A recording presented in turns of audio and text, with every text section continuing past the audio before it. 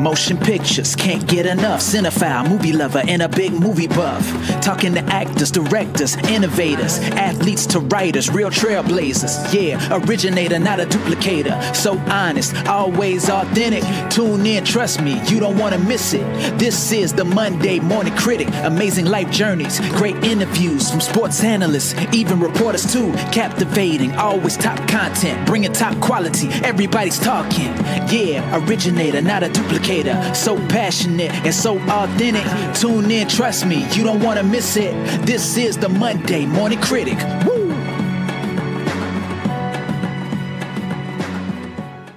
With the 22nd selection in the first round, just acquired from Green Bay, the Carolina Panthers have selected defensive back from Fort Valley State College, Tyrone Poole. Hey, Al, you ready? Let's do it.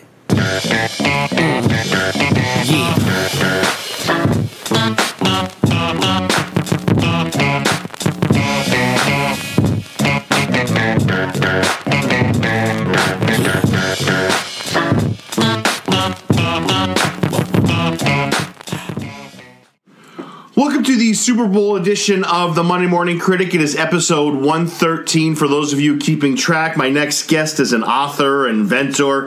He's a two-time Super Bowl champion. He is the great Tyrone Poole. Before we get to your, everything you've been doing, I'm going to say this. You're drafted in 95. I have to pinch myself because it's hard to believe it's 27 years ago. Like, you and I are roughly the same age. And it's like, for the life of me, I can't figure out how that's gone by this quick. When you keep yourself busy, time seems to fly by because you're so focused on doing things that take up your time. So, like you say, before you know it, you look back and Monday has turned into Monday of next week. Yeah, that's right. That's right. And it's amazing because I'm doing research on your life and I knew a lot about you, but it's like, my goodness, it's like, how did 30, we're exactly the same age. I'm like, how did 30 years go by in a blink of an eye? Like, really? Well, yeah, when you got kids too, that helps as well. That'll help as well. Yeah, I mean, I don't even know where to start with you because you're doing so many positive things now. You've done so many things in the past. So let's start from the beginning. I mean, you in high school. Let's start there. Your senior year of high school, and I hope I have this right. Otherwise, it'd be pretty embarrassing. You quit the football team. You're like, you know what? It's not for one reason or another. You said it's not for me. Talk a little bit about that. Is that something that did happen? Did you quit because, hey, at that age, we all know the answers? What happened there, Tyrone? Well, I first want to say I thank God for giving me this opportunity to be able to share this story because I feel like there's no temptation, trial, or test that's not coming to none of us. We all going to go through decisions, good decisions, bad decisions, ugly decisions, situations, whatever the key is. But the goal is to find a model, someone that has gone through what you've gone through, because you're not going through it by yourself. It may feel like that, but you're not the only one. So I'm glad you asked me to explain that. But yes, I quit football in high school. Like you said, it's in my book, The Ultimate Success in the Game of Life. I come to practice late. Of course, I'm a starter. And back in high school, I played tailback. Never played defensive back. Didn't play defensive back, corner until I got into high school. I got to college. But I was a starting tailback. Came to practice late, so you think you're the big dog on campus, and I come to practice, didn't tell the coach I had to stay after. And the worst feeling is to come to practice when practice has started and everyone's stretching or going through their activities, and you walk on the field and all eyes turn to you. So it's like the coach, during my years of high school, we had a phenomenal team. From years and years, we've had so many guys go from LaGrange High School into the pros. And if they were to calculate the number of athletes from a particular city in Georgia that has gone to the pros, LaGrange, Georgia would probably be in the top three, if not number one. We have a lot of guys.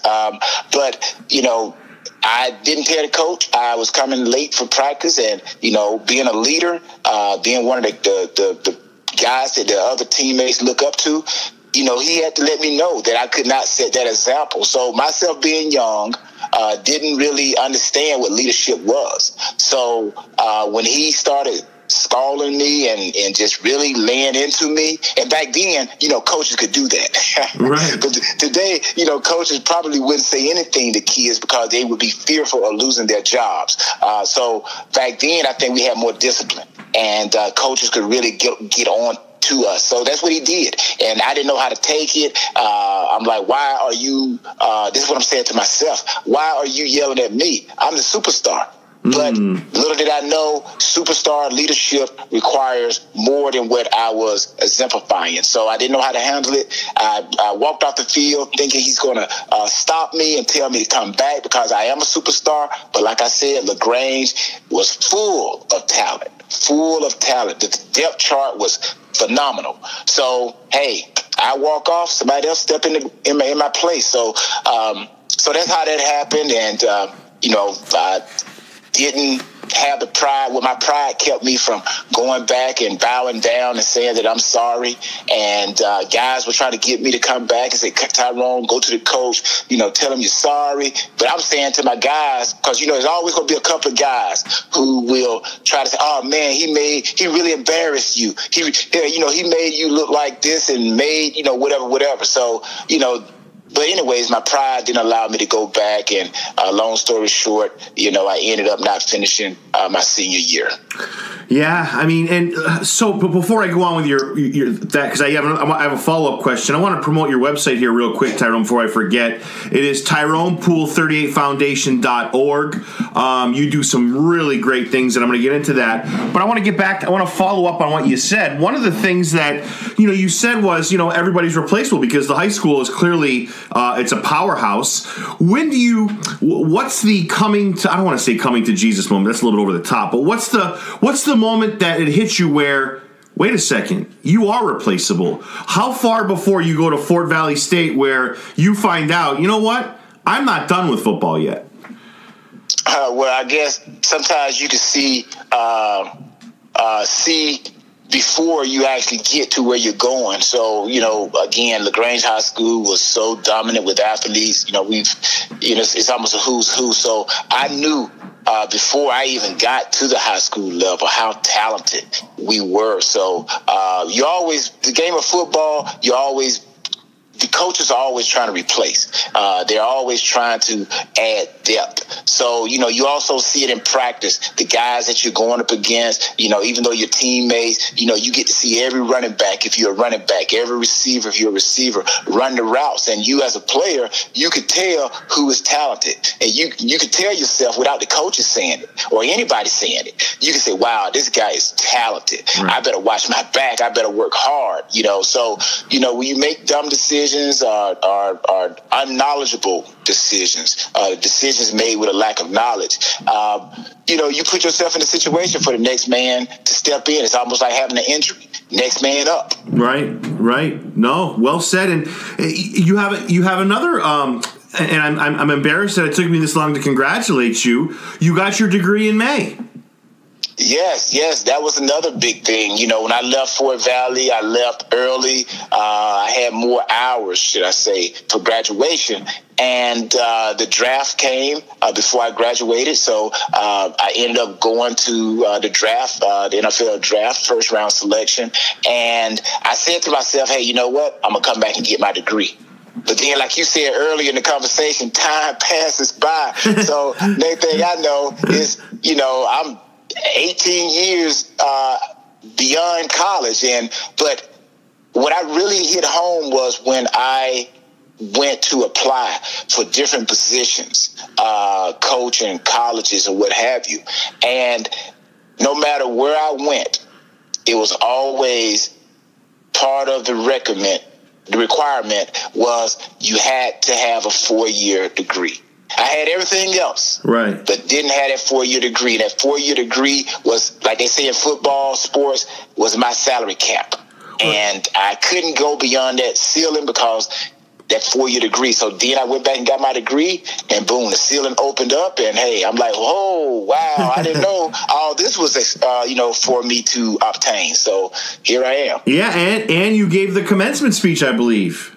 Yes, gave the commencement speech. So motivating the kids and letting them know that, hey, you can come back, and whatever you start, delay doesn't mean denial. So just because you delay doesn't mean that you won't finish. And I tell people, even I tell myself, the only person that can stop you from doing anything, the only person that can stop you from finishing, the only person that can stop you from getting better is that person that you look at every day in the mirror. It's yourself. So I was the one that put me in the hole, and guess what? I'm the one that can get me out of the hole. Oh, well said, Tyrone. And let me ask you, so you're telling me you'd go for jobs and people wouldn't say, they look at those big shiny rocks on your finger, they said, you know what, 2 Super Bowl championships is not enough. You got to get that degree. And were you stunned by that the Super Bowl rings weren't enough? They wanted a degree from you.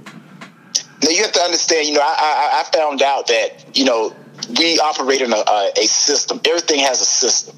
And no matter what or who you are, you cannot manipulate the system. The system is what it is. And to get, coaching or to do anything, that required a 4-year degree. I couldn't manipulate the system, not even with Super Bowl rings, so, it was what it was. But the great thing about it is, if there were 10 things that they were looking for, I already had 9 of them. Right. So the other one was just to go back and get the degree. Now I'm full focus. I'm maximized. So unlike a lot of people, I like my situation, but unlike a lot of people, they got 4 out of the 10. So even with a degree, they're still struggling. So again, you got to understand and know the system. And I just thank God that, I had all the other requirements except that one, and I was able to go back and get it with the help of, Fort Valley State and all of the, great people there, great institution, here in Georgia. It's near Macon, Georgia, but great historical black college university, Fort Valley State. Yeah, that's awesome. And your nickname growing up, I hope I got this right too, otherwise it's going to be embarrassing, was the total package. Is that right? Yeah, that's my agent, actually. I don't know why I let him do that. But again, you got a kid coming out of a small school, all I wanted to do was play football. They could have called me the man on the moon. I wouldn't have cared because I just wanted to play football. So, the total package, TP, Tyrone Poole. So I was like, hey, I don't care. Right. I can tell you this. When I got to training camp, those veterans, those guys had been around for a little bit. They let me have it. So I was like, let me take this thing. I think I took that cover off because I'm like, I did not want nobody to continue to joke me. And, sometimes them jokes can get to you. Well, and I have to say, Tyrone, and I meant that in a nice way, because total package now in your life means, a guy who goes and gets his degree, he's somebody who, does a lot of unfinished business. I mean, I think kids that listen to you speak, I know the nickname, what you meant it as when you were younger, and everything I read, I believe it. But now maybe it has something different meaning. You're the guy who went back for his degree. You're the guy that's speaking to kids. So you're trying to fulfill that total package in a way that's not so like prime time. It's kind of a cool thing in a way. Yeah, and it's funny now. Like I said, I don't know whether or not you were referencing. You tell me if you were referencing too, because when I came out, I had a Jeep Cherokee. Yes, that's where I read it. Yes. Okay. And the license. Okay, I'll try to make sure. Yeah. The license plate. Yeah, your license plate said total package, right? Yeah, exactly. So people that don't know, I mean, you're a first-round pick in '95 for the Panthers. You're the first defensive back taken. Fort Valley State, you do some amazing things. When you look, while this is happening, do you know how truly special it is, Tyrone, or does it take years of reflection to realize how special of a moment and how big those accomplishments that you achieved were?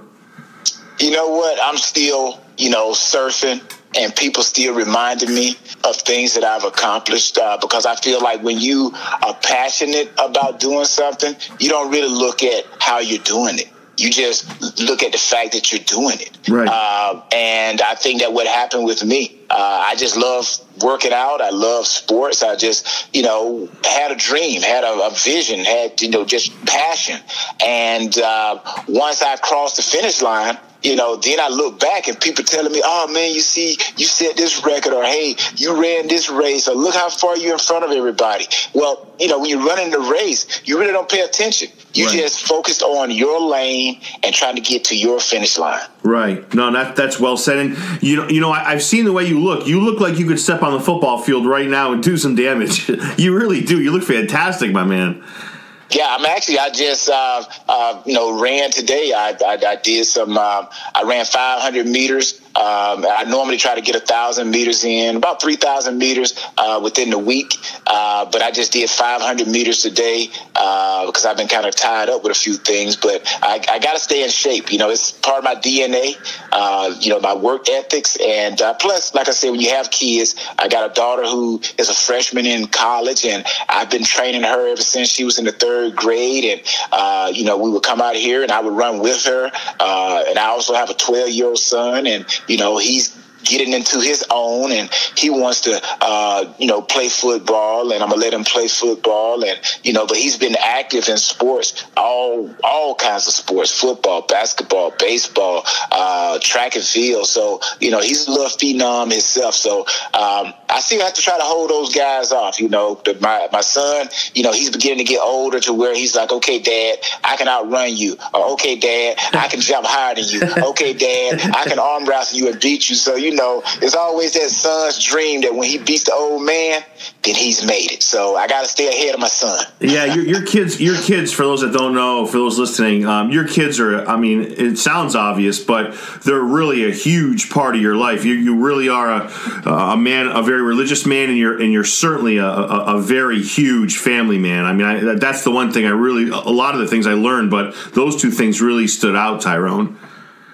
Well, thank you again. I just thank God for the opportunity. We're not all perfect, but at the end of the day, we can be excellent. And, we're going to make mistakes, but just like in a football game, you go back and you make adjustments. If this not working, you come back and, let's try it the other way. But you always got to be open, have an open mind and a receiving heart. And I think, you'll make the best out of a bad hand that you're dealt. Well said. And I have to ask, because, you spend a lot of time with your kids. Are there ever those moments, like maybe like a long car ride, or whether you're working out with your kids, where they pick your brain about, what it was like playing in the NFL? Do they ever surprise you with some of what they ask you? Oh, man, no. My kids, man, no. They just see me as a regular dad. Right. It's like, it's their friends that come over, Mr. Poole, did you play with Tom Brady? Mr. Poole, what was it like to play with Peyton Manning? Mr. Poole, could I see your Super Bowl rings? My son, he's like, y'all come on, let's play the video games. Come on. So, it's like, they're used to it. So for them, they just want me to be a dad. They just want me to be, that guy they can come to and say, hey, you got money? You got milk? You got money? You play for the Panthers. You do your thing. You do well there. And I don't remember this far back. And I wanted you to answer this without me looking up, the answer or whatever. Did you was the Patriots picking you up? Was that obviously we look back now, it was. But did you know it as a time it was a second chance or a huge boost to your career? Did you know that at the time? We know it now, but did you know it when it happened? Well, that it would be a boost to my career. Right. So you get released by Carolina. Obviously, it happens to what the majority of any professional athlete. It happens all the time. Do you know that once the Patriots pick you up, it's like this very legitimate second chance for you, or did you kind of view it as, it's an opportunity that may or may not pan out? Did you realize that? Because you were a big impact player on those teams. Yeah. You did a lot. You accomplished a lot. Like, did you realize that it was going to be that type of opportunity, or were you like, you know what, I'm just going to do my best, and whatever happens, happens? Yeah. You know what? Actually, that Carolina situation, they actually were trying to get me to stay in Carolina. Oh, okay. Bill Polian Bill Polian, who was the GM, the great Hall of Fame GM, he built those Buffalo Bill teams that went to those Super Bowls consecutively. Then he came to Carolina, turned that franchise around. Basically first year and second year, we're one game away from the Super Bowl.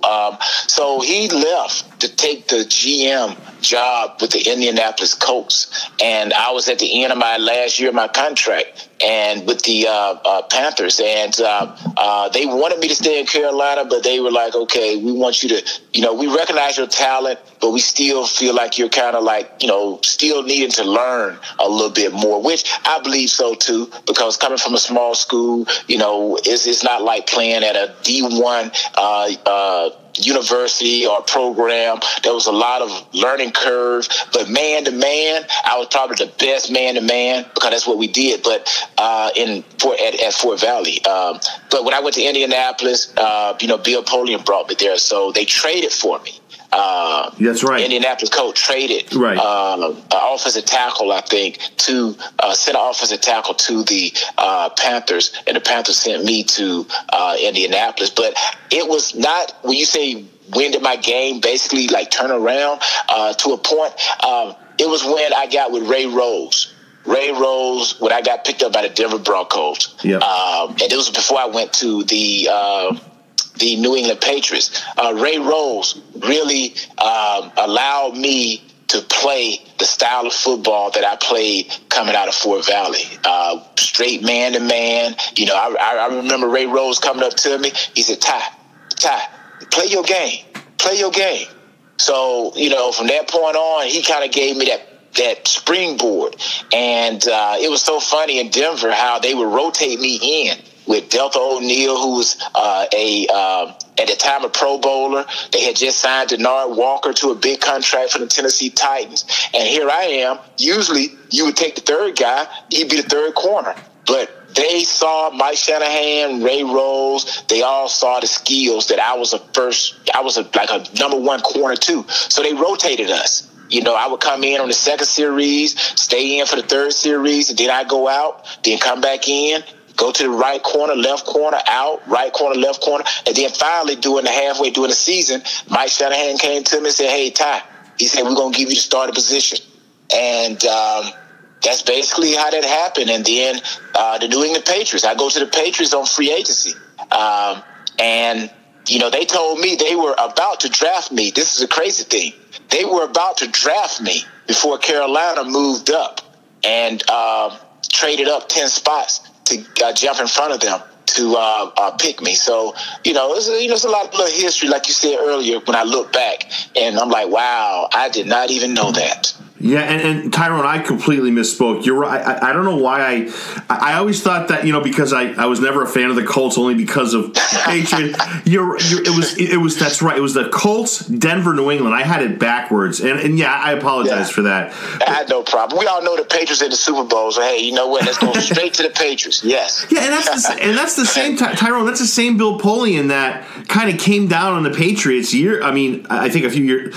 I think it was after that, but who hasn't come down on the Patriots? But I mean, right. But he's a guy that clearly believed in you and saw. I mean, the guy knows the NFL. I mean, that's not even up for debate. So you kind of find your identity at Denver, which is on the football field, which is great. New England kind of picks you up. You do your thing, and that defense in New England. So I mean, I'm going to ask you the obvious questions in a little bit, but do you learn so you mentioned Rhodes and so forth. How about like playing with a guy like Rodney Harrison or like Ty Law or those guys? Do you learn from them? I mean, I know that they're your teammates. I get it, but can you learn from a teammate like that? Do you find yourself learning as you go along once you become the Patriot? Yeah, you do. You learn, going back. I'll go back, jaywalk a little bit. I'm going to go back to almost the beginning of our conversation from Fort Valley. You learn from the best how to be the best. Iron sharpens iron. And when I was in college, and I'm going to fast forward all the way back up to your question of the Patriots, Ty Law and Rodney Harrison and all those guys, Belichick, the system. When I was in college, I used to put a videotape. This is when VCRs, Right. So I'm dating myself, so to speak. But, they had VCRs, and this is when Deion Sanders was playing with the Falcons, and they had Tim McKyer and all that back in the early 90s. And I would always videotape the Atlanta Falcons games, because I knew at some point that they were going to put the video on Deion. And especially when they played the San Francisco 49ers, he and Rice going at it. So I would take that time to study.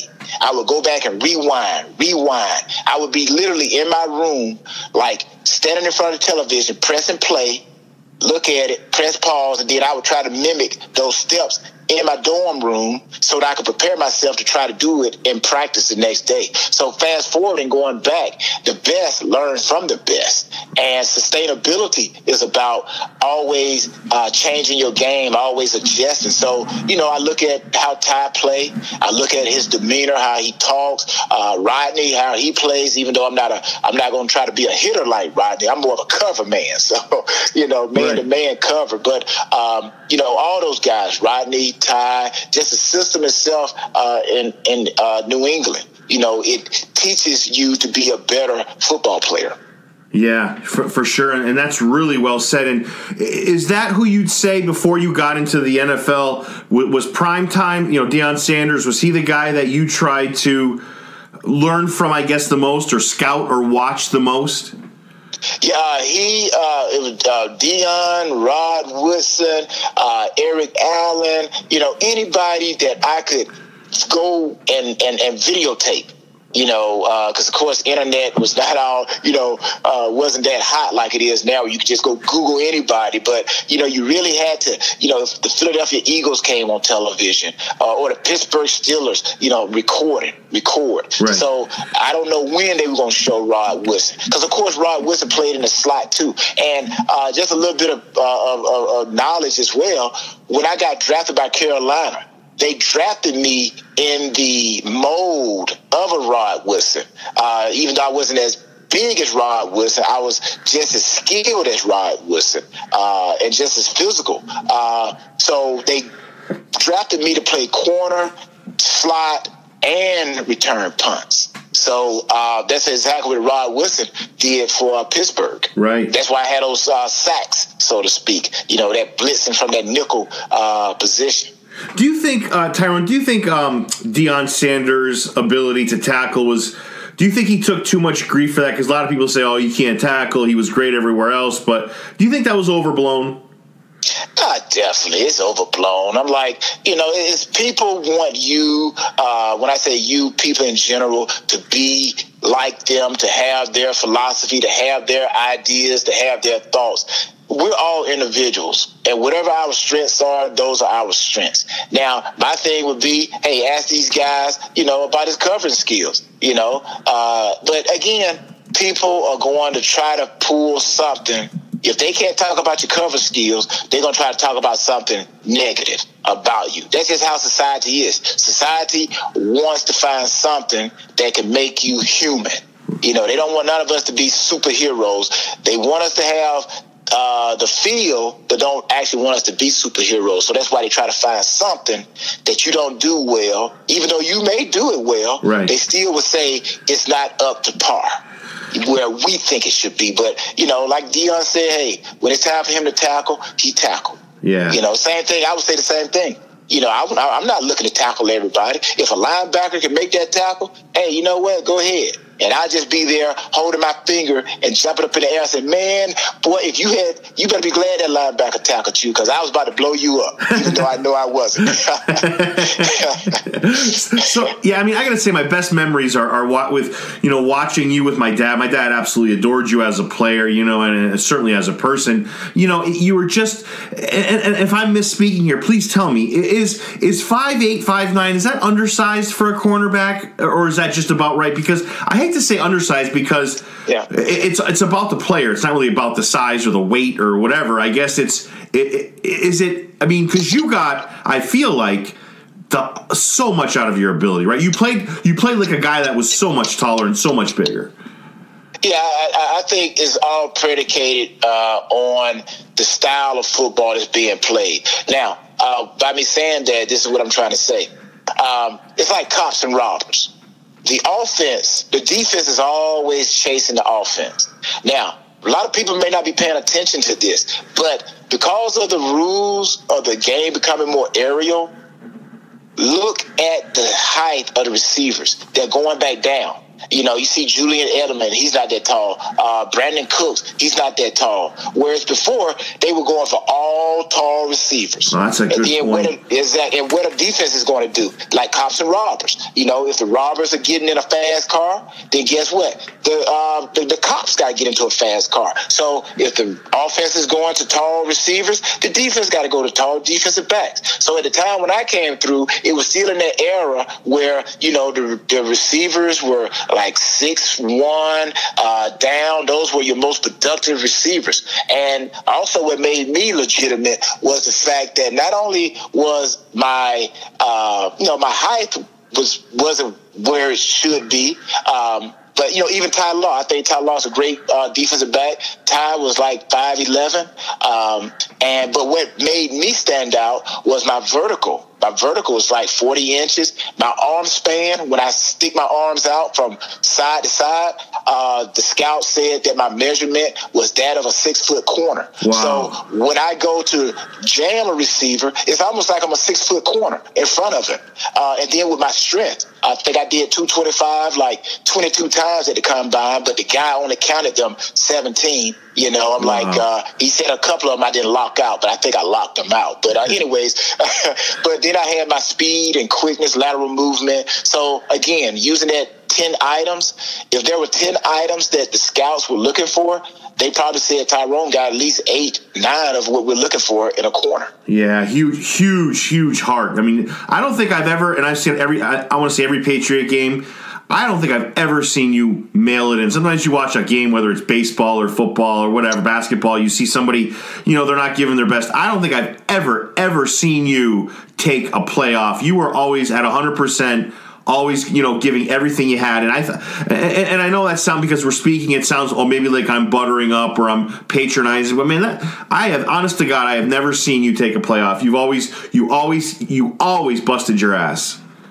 Yeah, I think again that comes. You look at Jerry Rice, you look at guys not just all coming from small schools, but I think some of that work ethics comes from the fact that I had to prove myself, and you owe it to yourself to not give up. You don't want to let people down. Right. Even when I go back to Fort Valley, people, they say, man, you opened up the door for us. But I'm like, it was people like Greg Lord that opened up the door for me. It was people like Rayfield Wright, Fort Valley's right now current Hall of Famer. So, you got guys, Marquette King, who's kicking for the Broncos right now. He's out of Fort Valley. Nick Harper. There's a lot of guys that when I go back, they say, man, I remember your days in Fort Valley. But I'm saying, you know what? I worked hard because I saw guys before me or I heard about, their legacy here at Fort Valley. So it's almost like you don't want to let not only yourself down, but you don't want to let those down around you that have gone before you or those who may come after you, because you never know who's watching. Yeah, that's phenomenal. And let me ask you, so I told you off the air, I'm so blessed to have 3 of the nicest, just quality guys, awesome athletes. I had Antoine Smith last year, J.R. Redmond. I'm so blessed to have you this year. Tyrone, let me ask you, I asked them the toughest guy they went up against in the NFL, and they both said separately, Brian Urlacher. Who's the one guy you covered where you were like, no matter what I do with this guy, he's catching it. No matter what I do with this guy, he's breaking free. Is there a couple guys like that for you, or was it a game-by-game thing? You know what? I get that question a lot. I bet you. Lot. Yeah. But I tell people, hands down, this is no lie. Hands down, the best. And people probably already know what I'm about to say. It's almost like, what's the guy in the boxing ring? He says, "Are you ready to rumble?" He just hold it for a long time. Yeah, Michael. Yeah. Yeah. So my response to that question, the best receiver, Jerry Rice.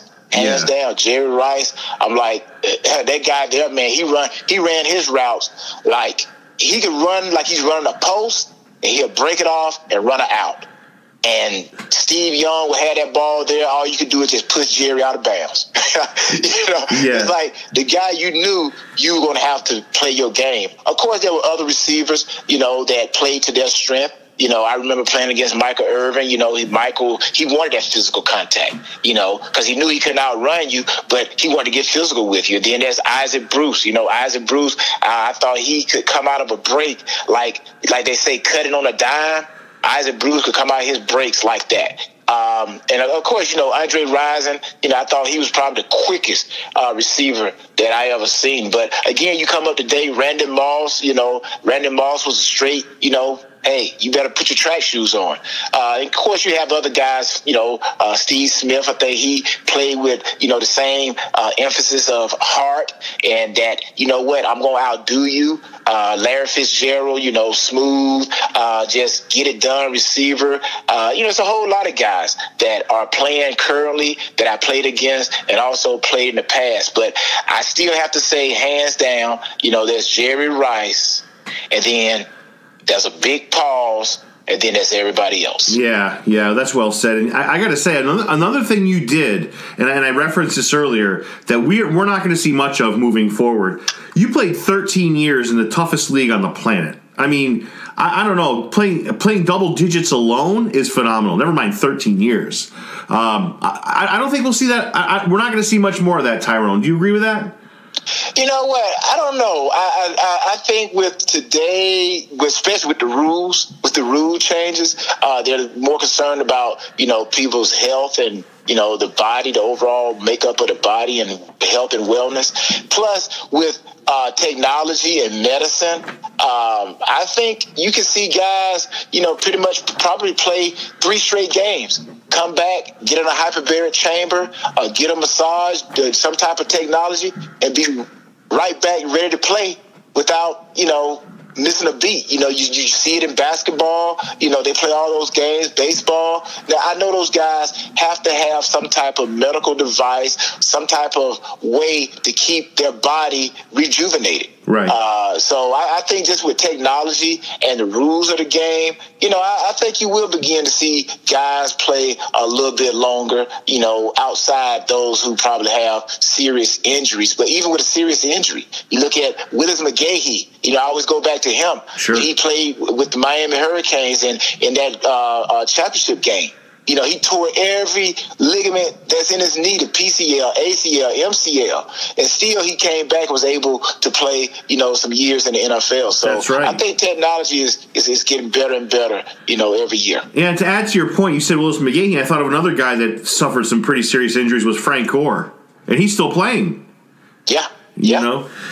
When you watch the game, Tyrone, when you watch any game, 'cause going back to your days at Fort Valley State, you clearly were a student of the game. You watch players.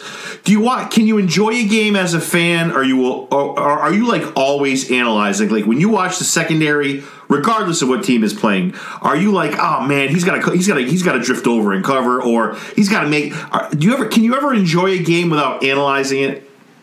You know what? That's 50-50 because I say 50-50 because sometimes I am charged to teach high school corners, how to play the position. So a lot of parents come to me and they want me to train their kid mentally and physically. So I still have to look at the game and be able to find out, the techniques. Or to, find out, okay, is this the wrong way? How did that guy get beat? Or how did he make that play?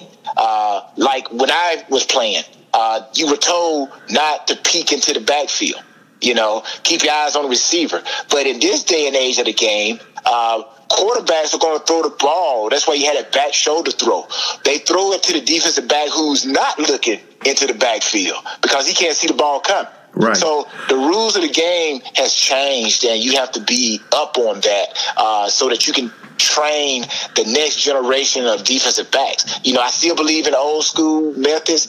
Even when I was a new school defensive back coming out, still there were old school methods. So I still think old school works. And if you mix the old school in with the new school, then you can be a phenomenal person or athlete. Yeah, and you brought up like three things that I really want to touch upon here. Like, I want to get back to the NFL stuff in a bit. So you mentioned one of the great things that you do is you have a camp.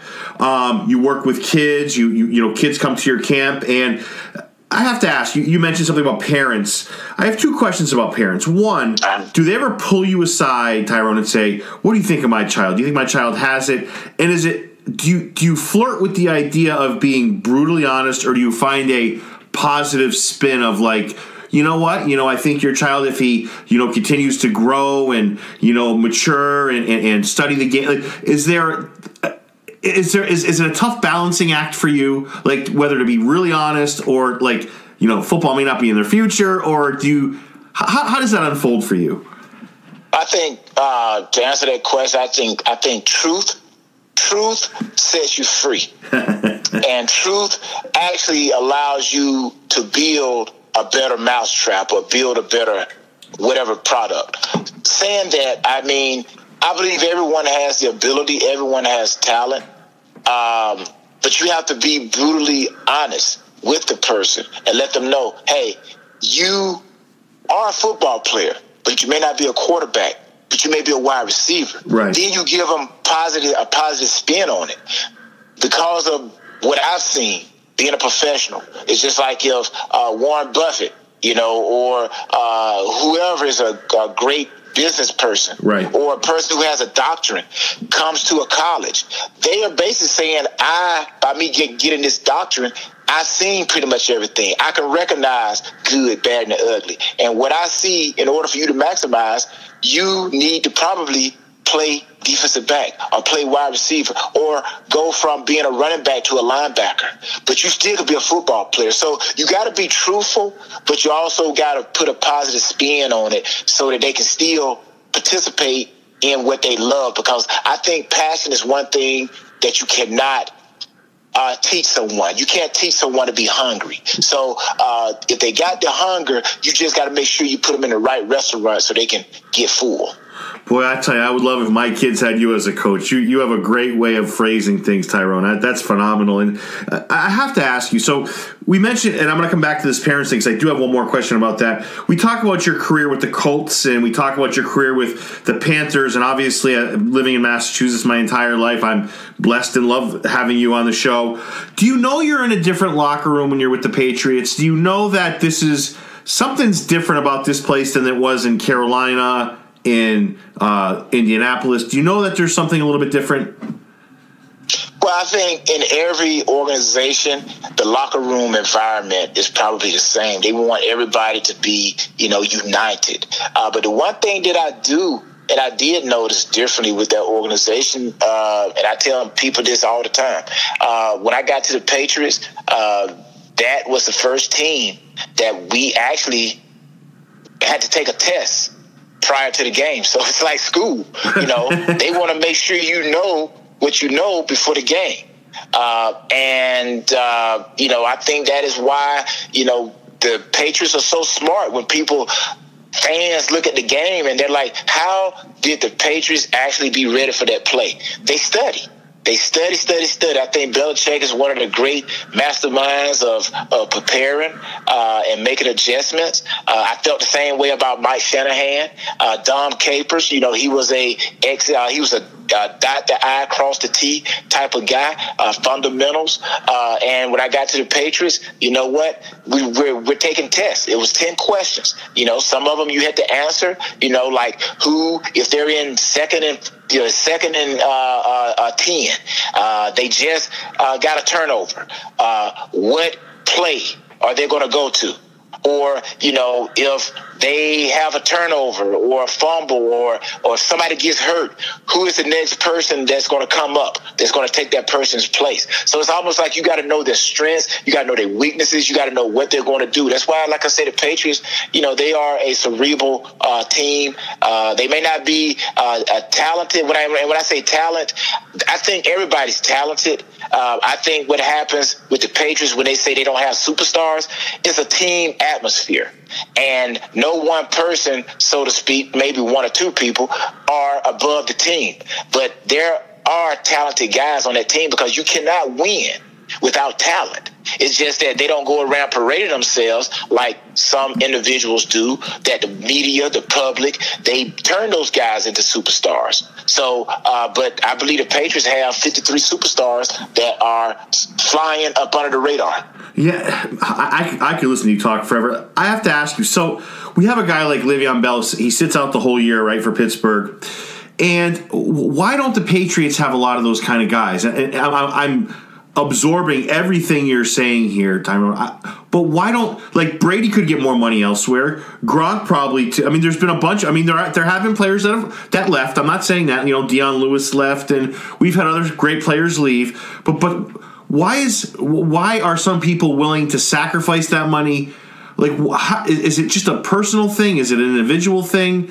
Because a lot of times you see teams break up because they can't hold it together because of the money. How is that like an individual thing? Well, I think it's such a situational and individual thing. Okay. I think at the end of the day, I think people want to get paid. That's why we go to jobs. That's why we, wake up and go to whatever job the ordinary person has. And when I say ordinary, because football is one of those, professional football or professional basketball, professional baseball, those are one of those, jobs that a very small percentage get to. So those are kind of like the, extraordinary jobs. But for the ordinary person, it's all about situations. You got to do what's best for you, your family, and the future. Because I do feel like if you don't take advantage of an opportunity, it's not guaranteed to come your way again. So you got to look at your situation, what you're looking to achieve in the next 4 to the next 40 years. And whatever route helps you get there, that's what you got to take. So, again, with the Patriots, they have a great winning history. And when players come to New England, I think, they are looking at the fact that, hey, I've made enough money. Now it's about winning championships. I've talked to guys who have Hall of Fame credentials, but no Super Bowl rings. And they say, man, look at here. I would trade in, like whenever I go to an event, I have my Super Bowl rings on. And I'm pretty sure Tom probably get this all the time with all those Super Bowl rings he has. But they would say, I would trade in my Hall of Fame for a championship. Right. Because I'm like that thing there, man, to win the championship, it's only 53 other guys that can really say they are Super Bowl 38, Super Bowl 39 champions. Everybody else, and out of all the guys that have played in the NFL that played that season, only 53 guys. That's an exclusive club right there. That's right. And I'm going to say this. I feel like of all the pro sports, football players are treated the worst because all it takes is one hit and the career's over. And the way the guaranteed money works, and I don't think it's right. I hope the NFL players, both past and current, I hope they get more, because I do believe in my heart former players deserve more. I believe in my heart that the current players who are putting their bodies on the line, who are playing for sometimes no guaranteed money hardly, get what's coming their way, Tyrone. And I don't think people assume, oh, he's a pro athlete, he's okay, he's making his. That's not the way it is, Tyrone, right? No, it's just one of them situations where, again, guys just got to do what's best for them. And, you just hope that the NFL, it's a $1 billion industry. And actually, I had this conversation with a guy not too long ago. We were talking about how, back in the day, they still have John Madden. But they used to have it where they would have the current active guys, and then say if you playing with Madden, I'm gonna go back some years, Madden 2004. Right. Okay, you could go back and play with the 1985 Bears. You know, and you have everybody that was on that Bears roster. They will also have, you know, numbers or percentages of whatever showed their ability.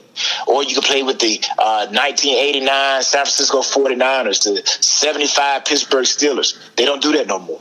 My rationale to it is that in order to do that, they still had to pay us. Right. So there are more guys who are being retired, former players, than there are active guys. So, you know, again, it's understanding the system. I hope they change rules and things because there are guys who played in the 50s, 60s, you know, whatever, even to this day that are retired that help build the game called the NFL. So, you know, some kind of way, you know, we should be helping each other.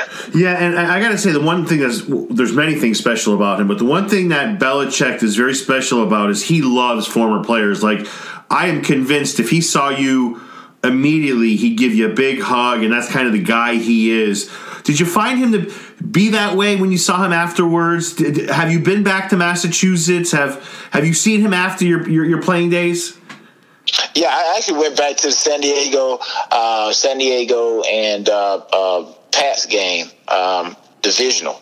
And, yeah, like you say, you know, I think Belichick, one of his keys is the fact that he can recognize I hate to use, maybe it's a bad term. Not all used cars are bad cars. But, you know, sometimes you can have a car that somebody may overlook just because the door got a little ding in it.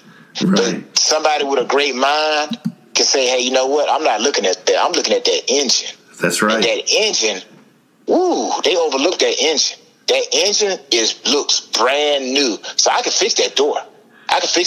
That's like when Randy Moss came to the Patriots. You know, Bill didn't ask Randy Moss to run across the middle and, you know, make that his prime route. Randy, what do you do best? You stretch the defense. Randy, go deep. Tom, just try not to underthrow him. You know, so he let you do what you do best. And when I got there in 2003, you know, I was a great man-to-man corner. I could play zone too, because of course we did play zone. But myself and Ty, people still talk about that actual defensive secondary. Myself, Ty, Rodney, Eugene Harrison, and actually not ESPN, but the NFL Network. They had a top 10. You know, they always do their top 10 thing. They had the top 10 best cornerback tandems. And like when they get halfway, they would say the best of the rest. And they actually had me and Ty in there. So you talking about Frank Minifield, Hanford Dixon, and, you know, Dion and whoever was on the other side of him, you know, but you had some great corners, you know, tandems. So, you know, we were like thrown in that mix. So I was kind of happy to see that. But, you know, Belichick has a great eye for talent to fit what he's trying to do on defense. Yeah, I don't think people realize how. I mean, you guys were 14-2 that year. I think the year you beat Carolina in the Super Bowl. I don't think people realize how unbelievable you and that secondary were. I don't, you know, because so many years go by, people sometimes forget that. But the true, New England has a lot of true students of the game as far as fans go. But I'm going to tell you, people around here know how good you were, Tyrone. They don't forget that kind of stuff. Yeah, I hope not. Yeah, that was a great team. You know, we let Willie McGinnis and Mike Vrabel, who's now the coach at Tennessee, and, you know, Teddy Bruschi and Big Ted Washington. You know, can't forget those guys. You know, Richard Seymour. We had a heck of a defense. Unbelievable. And you know, you talk a little about that. I mean, do you feel like New England's a very, very special place for you? Because I know what the fans think of you. They think the world of you. Well, do you look at New England as the same way? Is it a very special place for you? I mean, I know you won Super Bowls here. Put that to the side. But was it a very special place to play for you personally? It was. It's Boston in itself. You know, is a sports state in Massachusetts. Boston is a sports city. When I say sports city, whenever I go anywhere and they talk about their fan base, I say, you know what? If you guys really want to know what true fans are, go to Boston. What makes me think of Boston when I think of true fans, there was a game we played against the Miami Dolphins, and it was snowing that game. It had snowed. So we were beating the Dolphins, and I'm actually get into a little bit of theatrics here. There's a song they always used to play, probably in every stadium. It goes, the song goes da da da da da da da da da da da. So when they get to the part where they say, yeah, people, everybody imagine 70,000 people throwing snow up in the air at that point of the song. So I'm like, I'm on the field.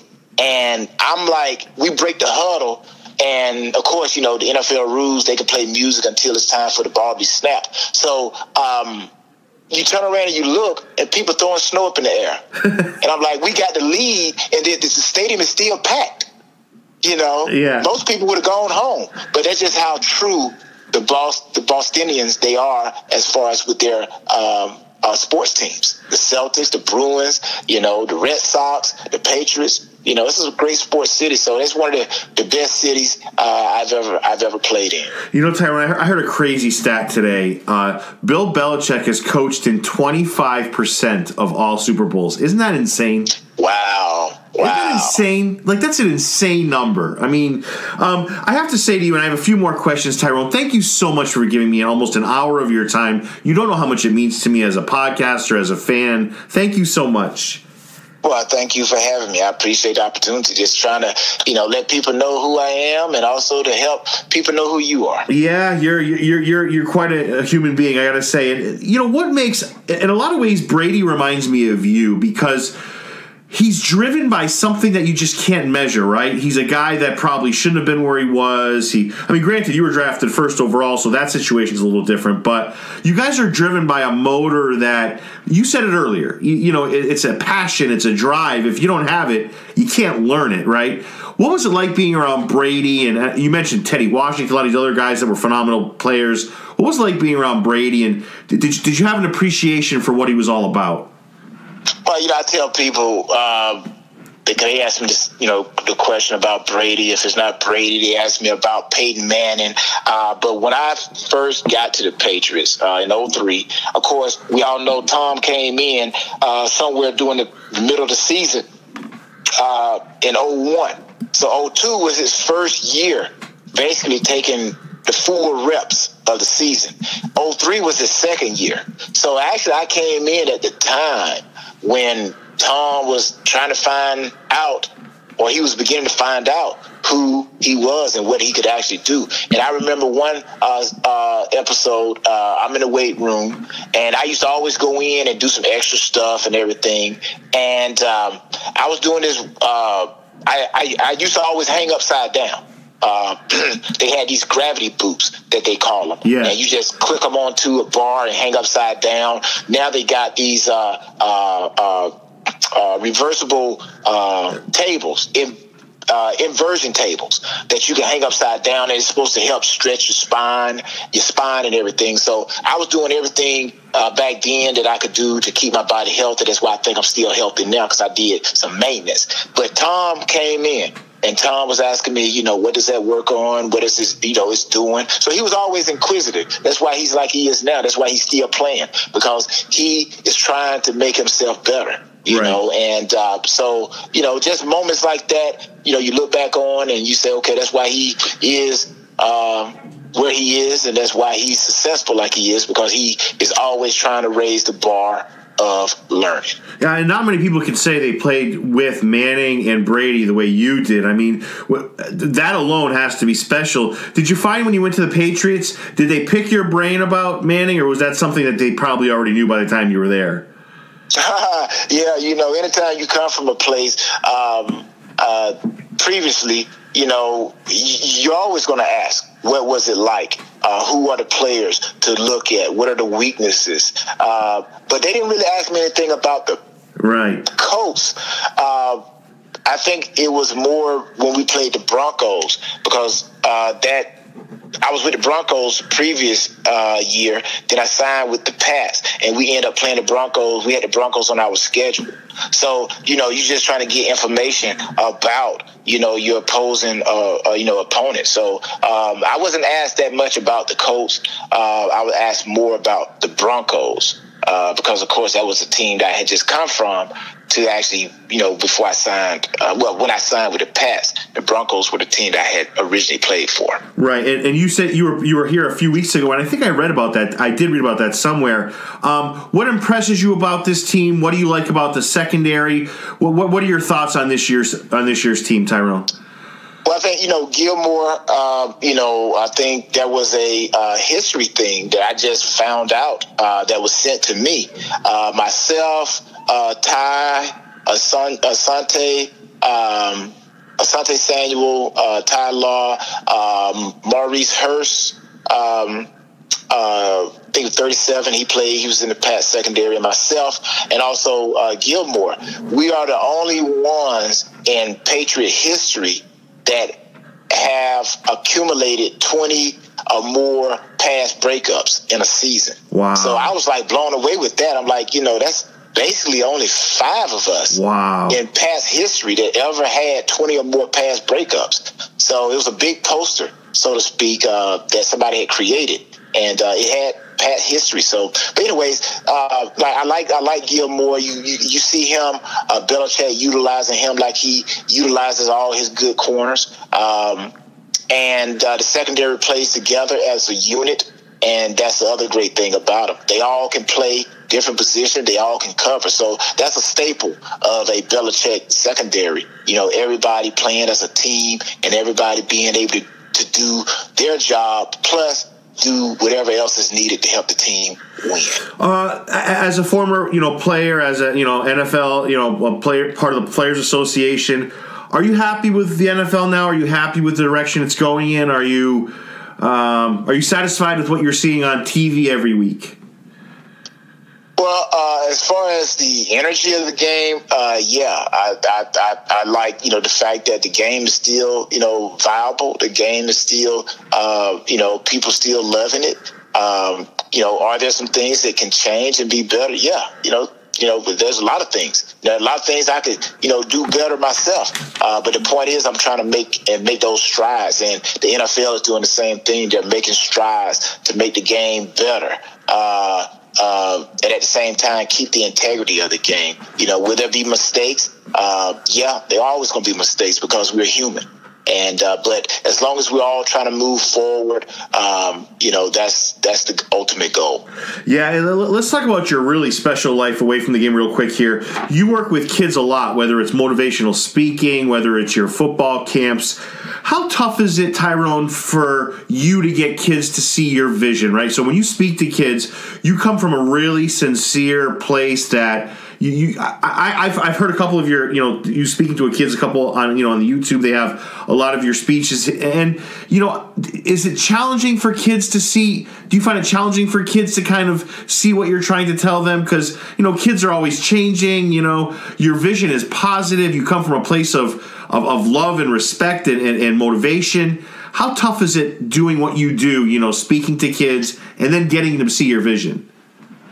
I don't think it's tough at all. I think what makes it tough is when people, those that are speaking, are not willing to transform their message to meet the people at the level where they are. Most of the things that I talk about are principle-based. So I just try to make the principles fit the situation, kind of like water. I tell people my messages, they're like water. They take the shape of the container, right? But it's always going to be water, So I think if you know your audience and you use examples that they can relate to, then they're going to stay engaged. Yeah, that's well said. And before I let you go, I have 2 questions. Is there anything that you wanted to promote, get out there? Is there anything that you wanted to float out here for us? Well, my book, The Ultimate Success in the Game of Life, it's a great book. It's a book of 12 dynamic principles, and principles are principles. They're like formulas. They don't change. And the book is not about me.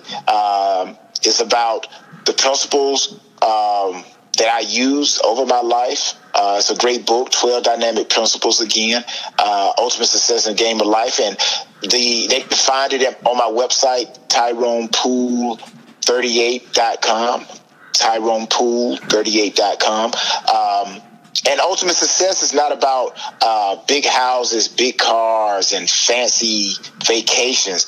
It's about having the fortitude, the attitude, the strength to overcome things that hinder us, that keep us from being all that we are supposed to be. So that's why it's 12 dynamic principles that will change your life. It'll change anybody's life, a CEO, a teacher, a student, no matter who it is. If you're looking to have ultimate success, then this book is for you. And also the Tyrone Poole 38 Foundation, serves education, fitness, humanitarian. We're having a seminar in Savannah, Georgia, February 9th, and also having a father and daughter dance February 10th. The foundation is all about restoring, refilling relationships in the household. So anyone that wants to donate, if you can't attend the events, then you can go to the website and you can donate, because you're helping me. It's bigger than me. I can't do it by myself. It's like winning a championship. I can't win a championship by myself. Tom Brady can't win it by himself. We need partners. We need participants. And, go to the website, donate, and you're helping me to change lives. Well said. And when you speak to kids, Tyrone, are you ever surprised with what they ask you? Are you ever, I know you've heard it all. I've asked you probably questions you've heard 1,000 times. Do kids ever surprise you on occasion with what they ask you? You know what? Usually it centers around football. So really it's no surprise. But every now and again, you have that kid that comes up and they will ask a non-football question. And because they see that, the person that spoke to them, myself or whomever, they are more than just football. They're life. So they come up and ask some questions that, pertain to life. Like, a 9-year-old kid may ask, well, how can I own my own business one day? Or what can I do to ensure this and that and the other? So you're like, wow, okay, that's a pretty good question there, right, young man or young woman. So, but yeah. It's not too many wild questions. Most of them pertain to either life or football. And that's what I'm saying. And I go back to the question I brought up earlier, your nickname, Total Package. Kids see you as a human being and a football player. That's the total package. I'm a big believer sometimes, Tyrone, things we happen early in our lives come back, and I really believe that kids view you as a total package. They view you as a human being they can talk to, and they view you as a 2-time Super Bowl champion. I truly believe that. Thank you.